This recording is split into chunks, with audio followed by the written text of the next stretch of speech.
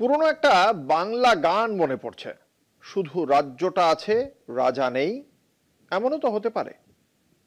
শুধু আমেরিকায় আছে, তার ধমক চমক নেই। এমনও তো হতে পারে। একথা বলছি কেননা বিশ্ব অর্থনীতিতে ডলারের রাজপাটে এবার ঘুণ ধরছে। ব্রিক্স জোটের দেশগুলো যেমন ব্রাজিল, রাশিয়া, ভারত, চীন ও সাউথ আফ্রিকা ক্রমে ডলারের প্রতি তাদের যে নির্ভরতা সেটা কমিয়ে আনছে।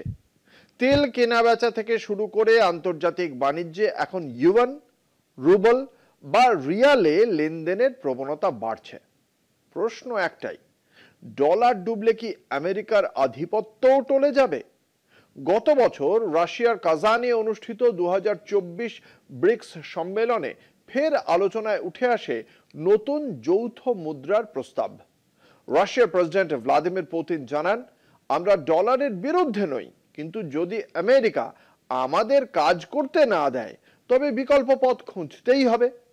বিশ্ব বাণিজ্যে এখনো প্রায় 90% লেনদেন ডলারে হয়, কিন্তু সাম্প্রতিক তথ্য বলছে 2023 সালে বিশ্বের 20% তেল বাণিজ্য হয়েছে ডলার বিহীন মুদ্রায়।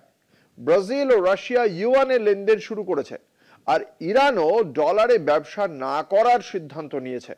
এই প্রবণতা ইঙ্গিত দিচ্ছে ব্রিক্স দেশেরা ধীরে ধীরে গড়ে তুলছে ডলারের বিকল্প এক অর্থনৈতিক বলয়। এবং এই বলয়ে কতটা সমস্যায় পড়বে আমেরিকা তা সময় বলবে।